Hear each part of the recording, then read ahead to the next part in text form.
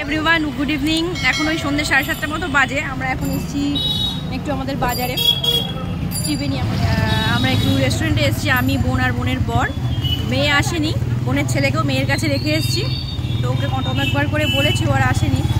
রাতে ডিনারটা আর বাড়িতে মাকে করতে বারণ করেছি। আমরা এখান থেকে ডিনারটা করে যাবো আর কিছু খাবার কিনে নিয়ে যাবো মেয়ে আর বোনের ছেলের জন্য। তো চলো আমরা রেস্টুরেন্টে ঢুকি, তোমাদেরও আমার সঙ্গে নিয়ে যাই। তো ওখানকার অ্যাম্বিয়েন্সটা কীরকম তোমাদের দেখায় চলো।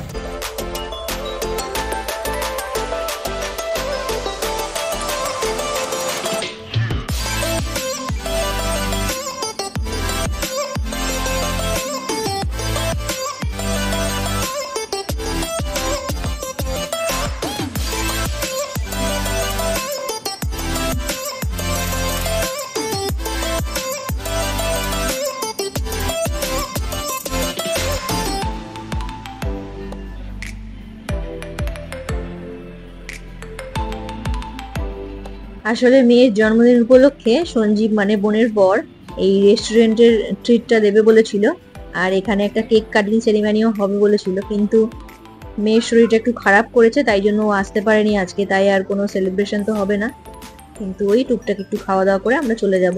আর বোনের ছেলেকেও বাড়িতে রেখে আসা হয়েছে। বাচ্চাদের যদি না আনন্দ করতে পারে তাহলে কি আর আমাদের ভালো লাগে বলো?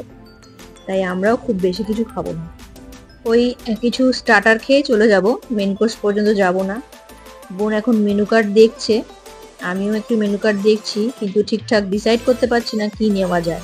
শেষমেশ ডিসাইড হলো যে চিকেন স্যুপ আর তার সাথে স্ন্যাক্সে পনির পকোড়া অর্ডার করা হবে।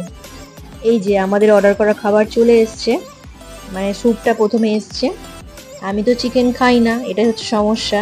তো এখান থেকে বেছে বেছে চিকেনগুলো বোনকে দিয়ে দিয়েছিলাম আর আমি শুধু স্যুপটা খেয়েছিলাম।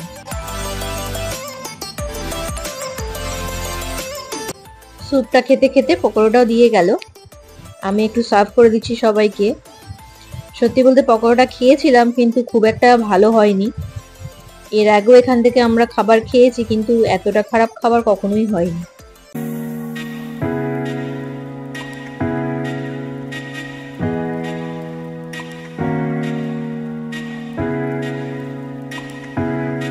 রেস্টুরেন্ট থেকে বেরিয়ে আমরা এখন এসেছি একটু ওই বোনেদের সোনার দোকানে, কিছু কাজ ছিল, একটা রূপোর চেন বানাতে দেওয়া ছিল বোনার বরের, তো সেটার জন্যই এসেছি। তো চলো, বোন চলে গেছে, আমি এখন যাই।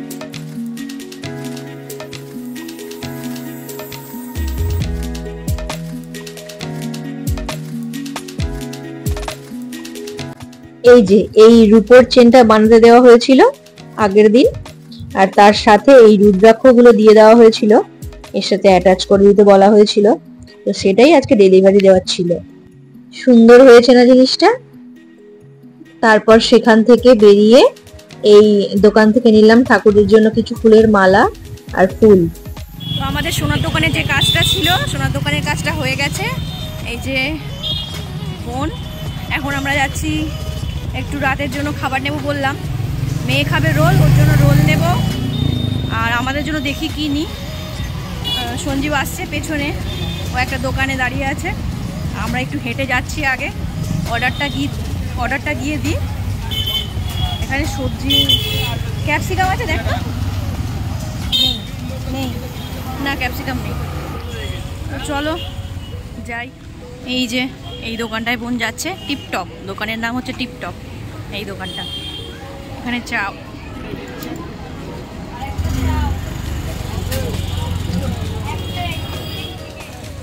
তো বোনরা অর্ডার দিয়ে ওখানে দাঁড়িয়ে আছে, এত গরম লাগছে তাই আমি একটু এখানে এসে বসেছি। এই যে বসে আছি, হয়ে গেলে তারপর ফিরবো বাড়ি। যে সব নেওয়া হয়ে গেছে, এবার যাই বাড়ি যাই। অনেকক্ষণ বেরিয়েছি, বাবানকে ফোন করেছিলাম, বলছে যে কি আমার জন্য ছোট স্প্রাইট, চাউমিন, আগে চাউমিনটা খাবো, স্প্রাইটটা রেখে দেবো, পরে খাবো।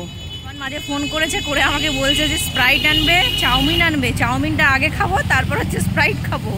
বিরিয়ানিটা তো বলিনি যে বিরিয়ানিও নেওয়া হচ্ছে।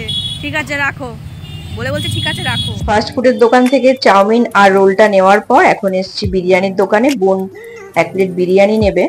দেখো দোকানের নাম হচ্ছে আরসালান। আরসালান একটা কলকাতায়ও আছে, কিন্তু এটা হচ্ছে আমাদের বাঁশবেড়িয়ার আরসালান।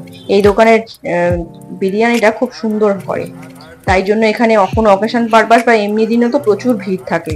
তো বোন নেবে 1 প্লেট চিকেন বিরিয়ানি, আর আমি তো প্যাকেট করা দেখতে দেখতে হাড়ির সামনে গিয়ে দেখি হাড়ি প্রায় ফাঁকা, শেষের পথেই। যেহেতু এই দোকানের বিরিয়ানিটা খুব টেস্টি হয়, তাই খুব তাড়াতাড়ি সেলটাও হয়ে যায়। এসেছি, এই যে স্প্রাইটটা এনেছি বাবানের জন্য, ওর রিয়াকশনটা একবার দেখো। এই বাবান, আমাকে একটু দাও, আমাকে দাও একটুখানি। বাড়ি এসে একটু চেঞ্জ করলাম, খুব এত গরম, গরম আর সহ্য করা যাচ্ছে না বাবারই। আজকে শুধু মাই খাবে ভাত, আর তখন তো তোমাদের দেখালাম আমরা খাবার রাতের ডিনারটা কিনে নিয়ে এসেছিলাম। কী নিয়ে এসেছি তোমাদের দেখাই। 3 রকম খাবার এনেছে, সেটাই ভাগযোগ করে সবাই মিলে খাবো। এই যে রোল আনা হয়েছে, তোমাদের তো বললাম 3 রকম খাবার আনা হয়েছে, সেটাই ভাগ করে খাবো।